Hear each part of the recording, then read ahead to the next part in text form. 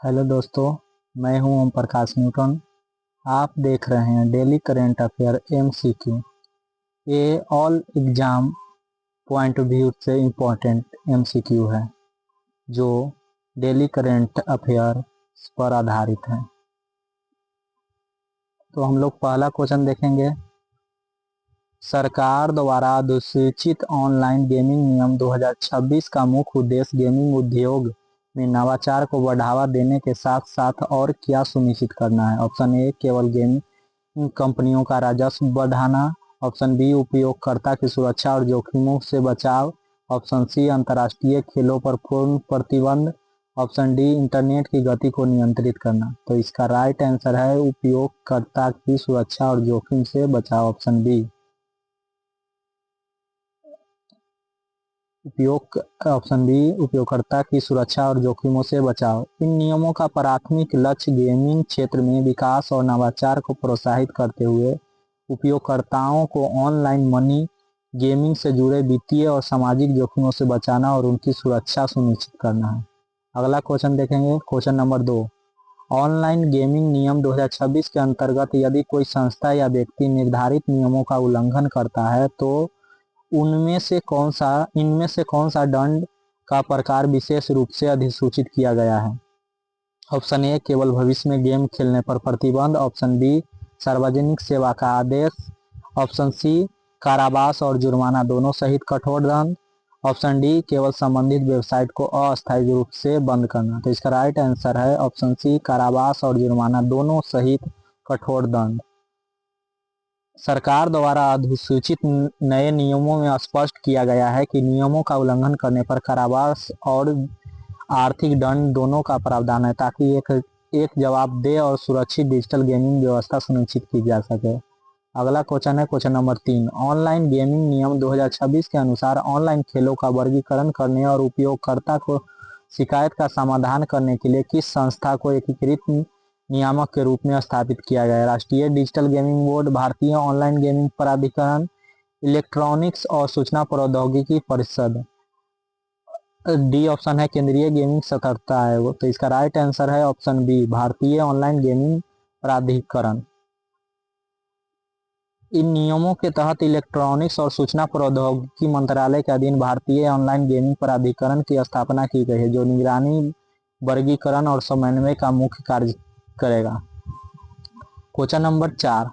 Mission प्रमुखों के 11वें सम्मेलन के संदर्भ में निम्नलिखित कथनों पर विचार कीजिए। पहला कथन है, इस सम्मेलन का आयोजन विदेश मंत्रालय द्वारा नई दिल्ली में किया गया। दूसरा कथन है, इस वर्ष के सम्मेलन का मुख्य विषय वर्ष 2047 के भारतीय कूटनीति में सुधार था। उपरोक्त में से कौन सा कथन सही है? ऑप्शन ए, केवल एक। ऑप्शन बी, दो। ऑप्शन सी, एक और दो दोनों। ऑप्शन डी, ना तो एक और ना ही दो। तो इसका राइट आंसर है ऑप्शन सी, एक और दो दोनों। कथन एक सही है। यह सम्मेलन विदेश मंत्रालय द्वारा 28 से 30 अप्रैल तक नई दिल्ली में आयोजित किया गया था जिसे प्रधानमंत्री ने संबोधित किया। कथन 2 सही है। इस सम्मेलन का आधिकारिक विषय वर्ष 2047 के लिए भारतीय कूटनीति में सुधार रखा गया था। नेक्स्ट क्वेश्चन है क्वेश्चन नंबर 5। सिक्किम के गंगटोक में आयोजित प्रौद्योगिकी और न्यायिक सुधार पर 2 दिवसीय राष्ट्रीय सम्मेलन का आयोजन सिक्किम उच्च न्यायालय ने किसके सहयोग से किया? NITI Aayog. Option A, B, सर्वोच्च न्यायालय के ई समिति। सी, राष्ट्रीय सूचना विज्ञान केंद्र। डी, विधि और न्याय मंत्रालय। तो इसका राइट आंसर है बी, सर्वोच्च न्यायालय की ई समिति द्वारा। इस सम्मेलन का आयोजन सिक्किम उच्च न्यायालय द्वारा सर्वोच्च न्यायालय की ई समिति के सहयोग से किया गया जिसका उद्देश्य न्याय प्रणाली में तकनीकी सुधार पर चर्चा करना था। नेक्स्ट क्वेश्चन देखेंगे क्वेश्चन नंबर 6। बुद्ध पूर्णिमा का दिन भगवान बुद्ध के जीवन की किन 3 महत्वपूर्ण घटनाओं का संगम माना जाता है? ऑप्शन ए, जन्म, प्रथम उपदेश और महापरिनिर्वाण। ऑप्शन बी है गृह त्याग, ज्ञान की प्राप्ति और प्रथम उपदेश। ऑप्शन सी है जन्म, ज्ञान की प्राप्ति और महापरिनिर्वाण। ऑप्शन डी है जन्म, गृह त्याग और ज्ञान की प्राप्ति। तो इसका राइट आंसर है ऑप्शन सी, जन्म, ज्ञान की प्राप्ति और महापरिनिर्वाण। बुद्ध पूर्णिमा के ही दिन भगवान बुद्ध का जन्म हुआ और इसी दिन उन्हें बोध गया में ज्ञान प्राप्त हुआ। इसी दिन उनका महापरिनिर्वाण निधन भी हुआ था। इसलिए इस दिन का बौद्ध धर्म में सर्वोच्च महत्व है। अगला क्वेश्चन देखेंगे, क्वेश्चन नंबर 7, एकीकृत भुगतान प्रणाली यूपीआई के संदर्भ में निम्नलिखित में से कौन सा कथन सही है? ऑप्शन ए, यूपीआई की शुरुआत 11 अप्रैल 2018 को हुई थी। ऑप्शन बी, वित्त वर्ष 2025-26 में यूपीआई लेन देन का कुल मूल्य लगभग 100 लाख करोड़ रुपए रहा।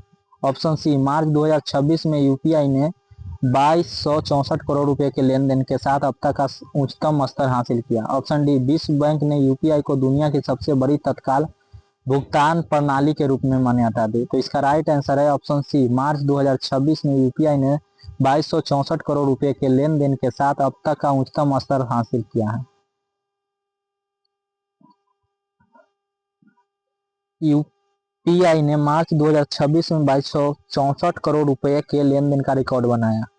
कथन एक गलत है क्योंकि इसकी शुरुआत 11 अप्रैल 2016 में हुई थी। कथन बी भी गलत है क्योंकि मूल्य 314 लाख करोड़ रुपए है। और कथन डी गलत है क्योंकि यह मान्यता अंतर्राष्ट्रीय मुद्रा कोष ने दी है, ना कि विश्व बैंक ने।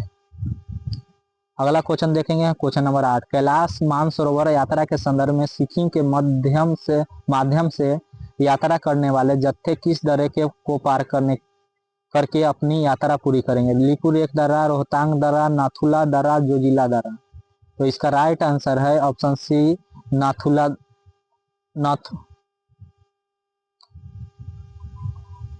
दर्रा। आधिकारिक विवरण के अनुसार उत्तराखंड से जाने वाले जत्थे लिपुलेख दर्रे का उपयोग करते हैं, जबकि सिक्किम के रास्ते जाने वाले 10 जत्थे नाथुला दर्रे को पार करके चीन में प्रवेश करेंगे। कैलाश यात्रा जून से अगस्त तक आयोजित की जाएगी।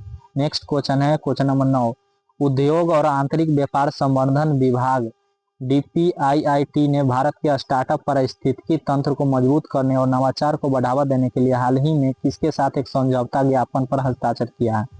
ऑप्शन ए, भारतीय वाणिज्य एवं उद्योग महासंघ।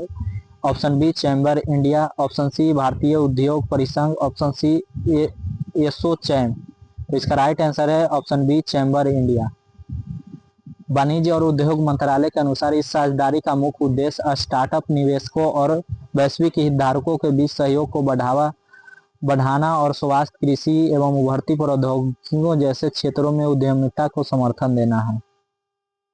अगला क्वेश्चन नंबर 10, हाल ही में अमेरिका द्वारा भारत को लौटाए गए पुरावशेषों में अवलोकितेश्वर की एक महत्वपूर्ण कांस्य प्रतिमा शामिल है। इस प्रतिमा के ऐतिहासिक संदर्भ में कौन सा कथन सत्य है? ऑप्शन ए, यह प्रतिमा 1939 में लक्ष्मण मंदिर के पास खोजी गई थी। ऑप्शन बी, इसे न्यूयॉर्क के मेट्रोपॉलिटन म्यूजियम से सीधे खरीदा गया था। ऑप्शन सी, यह प्रतिमा मूल रूप से मध्य प्रदेश के खजुराहो मंदिर की थी। ऑप्शन डी, इसे भारत सरकार ने अमेरिका को उपहार रूप में दिया था।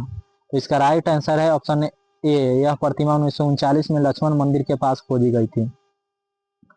आधिकारिक विवरण के अनुसार अवलोकितेश्वर की यह $2 मिलियन मूल्य की कांस्य प्रतिमा 1939 में खोजी गई थी और इसे 1952 तक रायपुर के महंत घासीदास स्मारक संग्रहालय में रखा गया था, जहां से इसे चोरी कर तस्करी के माध्यम से अमेरिका भेजा गया था। अगला क्वेश्चन है क्वेश्चन नंबर 11, ग्रेट निकोबार परियोजना के संदर्भ में इसके समग्र विकास मॉडल में किन 3 प्रमुख स्तंभों को संतुलित करने का प्रयास किया गया है? ऑप्शन ए, शहरीकरण, औद्योगिकरण और विदेशी निवेश। ऑप्शन बी, आर्थिक विकास, पर्यावरण संरक्षण और सामाजिक समावेश। ऑप्शन सी, सैन्य शक्ति, केवल जनजातीय कल्याण और हवाई परिवहन। ऑप्शन डी, ऊर्जा उत्पादन, पर्यटन और कृषि विस्तार। तो इसका राइट आंसर है बी, आर्थिक विकास, पर्यावरण संरक्षण और सामाजिक समावेश। सरकार के अनुसार यह परियोजना ग्रेट निकोबार की रणनीतिक स्थिति का लाभ उठाते हुए आर्थिक वृद्धि, पर्यावरण की सुरक्षा और सामाजिक न्याय, विशेषकर जनजातीय कल्याण के बीच एक संतुलन स्थापित करने का उदाहरण है। इस परियोजना में अंतर्राष्ट्रीय हवाई अड्डा, 450 मेगावाट का बिजली संयंत्र और एक टाउनशिप भी शामिल है।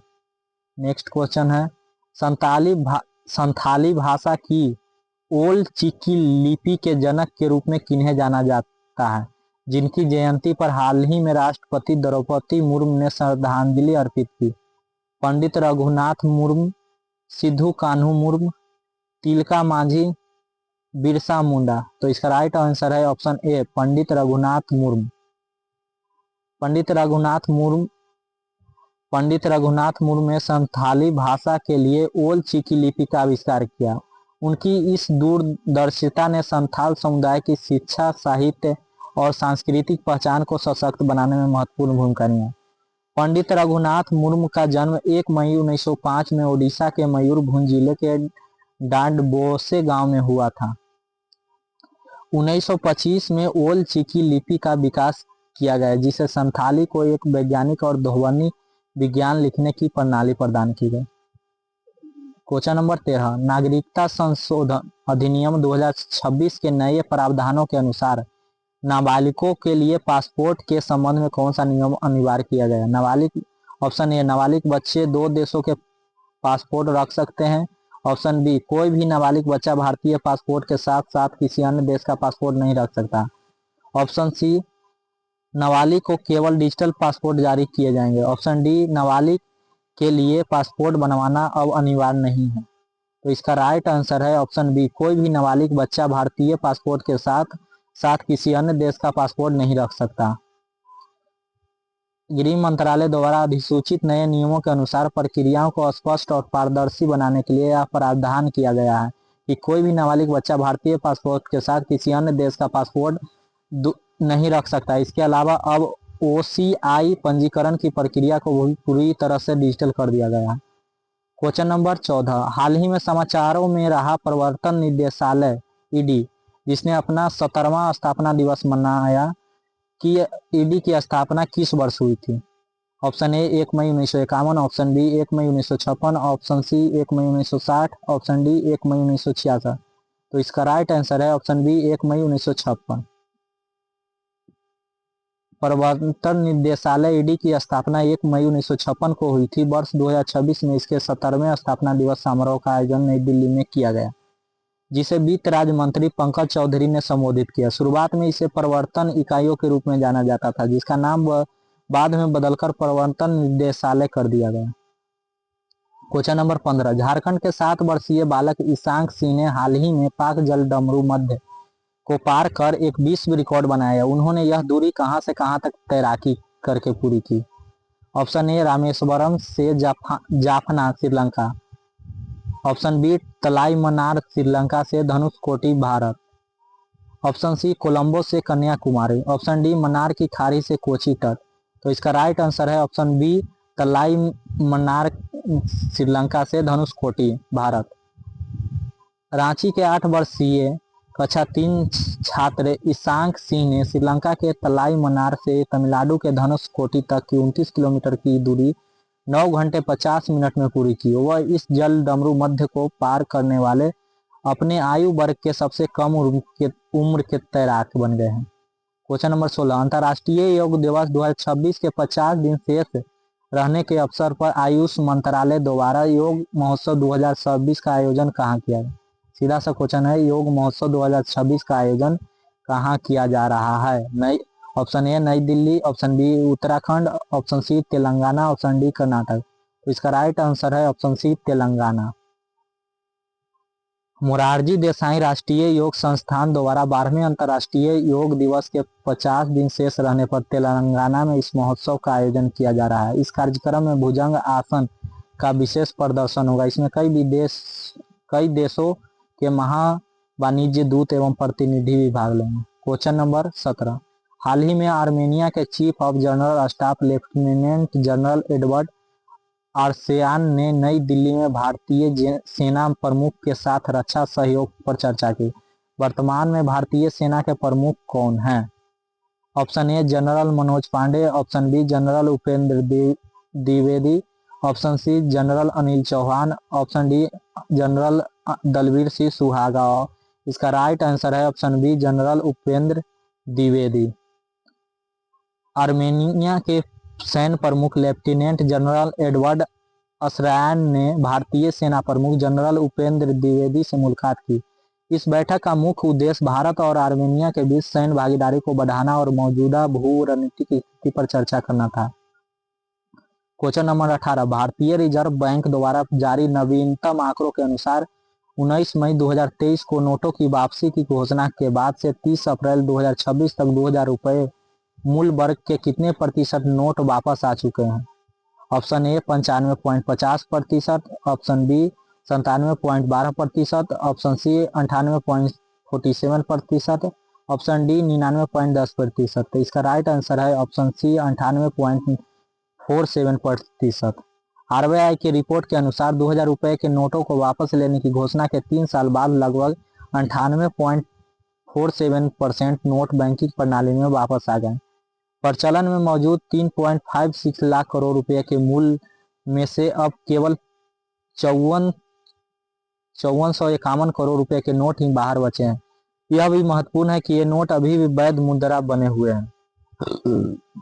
नेक्स्ट क्वेश्चन है, हाल ही में हैदराबाद में आयोजित आउटरीच कार्यशाला के केंद्र में रही आत्मनिर्भर पंचायत पहल पंचायती राज मंत्रालय के किस प्रमुख अभियान का एक हिस्सा है? ऑप्शन ए स्वच्छ भारत अभियान, ऑप्शन बी राष्ट्रीय ग्राम स्वराज अभियान, ऑप्शन सी स्वामित्व योजना, ऑप्शन डी दीनदयाल अंत्योदय योजना। तो इसका राइट आंसर है ऑप्शन बी राष्ट्रीय ग्राम स्वराज अभियान योजना। आत्मनिर्भर पंचायत कार्यक्रम राष्ट्रीय ग्राम स्वराज अभियान के अंतर्गत एक महत्वपूर्ण पहल है।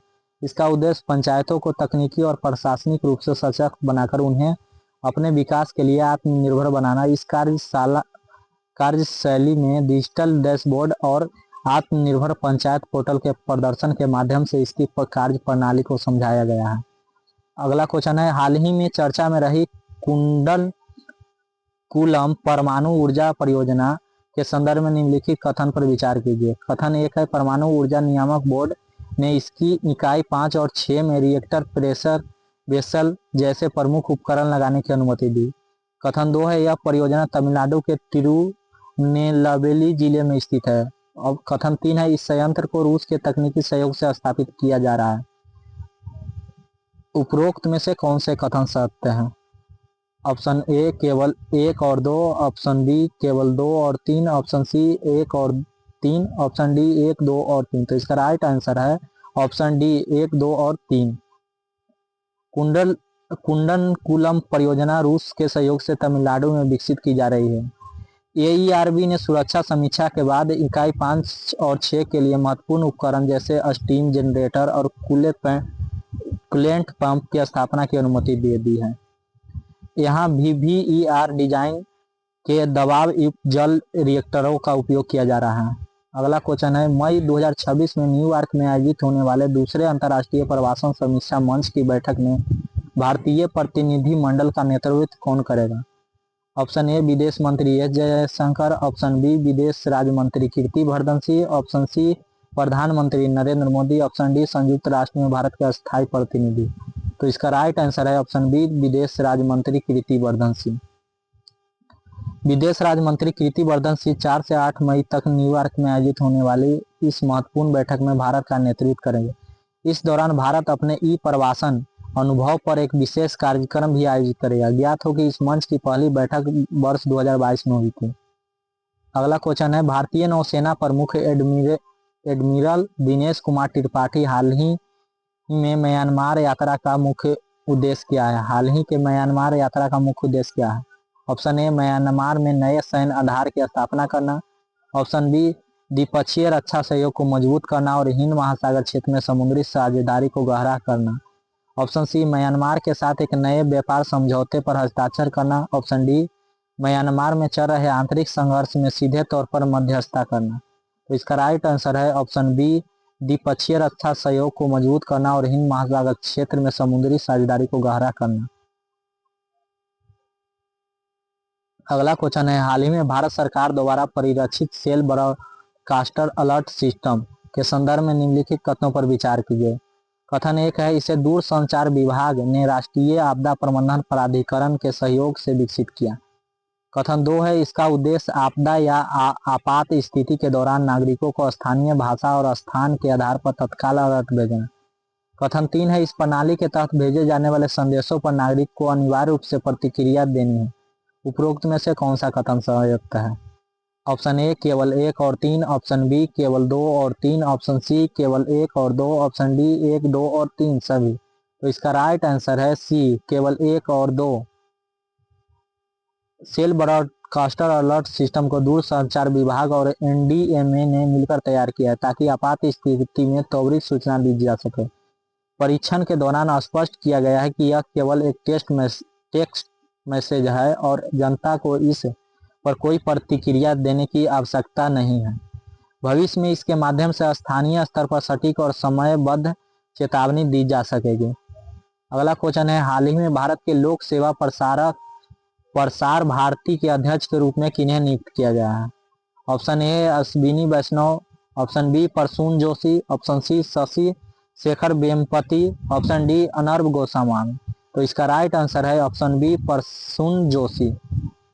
प्रख्यात गीतकार और संचार विशेषज्ञ प्रसून जोशी को प्रसार भारती का नया अध्यक्ष नियुक्त किया गया है। वे इससे पहले केंद्रीय फिल्म प्रमाणन बोर्ड के अध्यक्ष के रूप में भी अपनी सेवाएं दे चुके हैं। सूचना और प्रसारण मंत्री अश्विनी वैष्णव ने इस नियुक्ति की पुष्टि करते हुए उनके व्यापक अनुभव की सराहना की। प्रसार भारती के बारे में कुछ महत्वपूर्ण तथ्य। प्रकृति, यह भारत की सबसे बड़ी सार्वजनिक प्रसारण संस्था है। इसमें आकाशवाणी और दूरदर्शन दोनों शामिल है।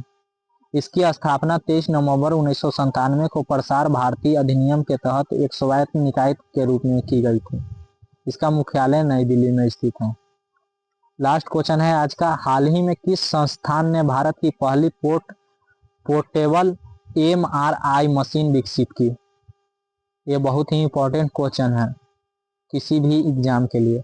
हाल ही में किस संस्थान ने भारत की पहली पोर्टेबल एमआरआई मशीन विकसित की है जिससे आईसीयू में भर्ती गंभीर मरीजों का उनके बेड पर ही एमआरआई स्कैन करना संभव हो सकेगा? ऑप्शन ए भारतीय प्रौद्योगिकी संस्थान बॉम्बे, ऑप्शन बी अखिल Bharatiya Ayurvigyan Sansthan Delhi, option C Tata memorial अस्पताल मुंबई, ऑप्शन डी भारतीय विज्ञान संस्थान बेंगलुरु। तो इसका राइट आंसर है ऑप्शन बी अखिल भारतीय आयुर्विज्ञान संस्थान दिल्ली। एम्स दिल्ली ने क्रांतिकारी पोर्टेबल एमआरआई मशीन का आविष्कार किया है। इसकी सबसे बड़ी विशेषता यह है कि अब वेंटिलेटर या आईसीयू में मौजूद गंभीर मरीजों को एमआरआई रूम तक ले जाने की जरूरत नहीं पड़ेगी। यह मशीन स्वयं मरीजों के पास ले जाई जा सकती है। यह तकनीक न्यूरोसर्जरी और आपातकालीन चिकित्सा में गेम चेंजर साबित होगी। पिछला अभ्यास प्रश्न था, अप्रैल 2026 तक की स्थिति के अनुसार भारत के वर्तमान केंद्रीय वित्त और कॉर्पोरेट मामलों के मंत्री कौन थे? जिसका उत्तर आप लोगों को कमेंट बॉक्स में देना था, लेकिन आप लोगों में से किसी ने इसका उत्तर नहीं दिया है। तो इसका राइट आंसर ऑप्शन ए है श्री पीयूष गोयल, ऑप्शन बी है श्रीमती निर्मला सीतारमण, ऑप्शन सी है श्री अमित शाह, ऑप्शन डी है श्री एस जयशंकर। तो इसका राइट आंसर है श्रीमती निर्मला सीतारमण। निर्मला सीतारमण भारत की केंद्रीय वित्त मंत्री और कॉर्पोरेट मामलों की मंत्री हैं। उन्होंने यह पद मई 2019 में संभाला था। ये भारत की पहली पूर्णकालिक महिला वित्त मंत्री है। इनके कार्यकाल में कई महत्वपूर्ण बजट और आर्थिक सुधार लागू हुए हैं। पीयूष गोयल वाणिज्य एवं उद्योग मंत्री है, अमित शाह गृह मंत्री है, एस जयशंकर विदेश मंत्री हैं। आज का अभ्यास प्रश्न है जिसका उत्तर आप लोगों से आशा है कि आप लोग जरूर कमेंट बॉक्स में जरूर से जरूर देंगे। तो आज का क्वेश्चन है मिलान के लिए, पहल नियुक्ति और तकनीकी संबंधित क्षेत्र संस्थान है।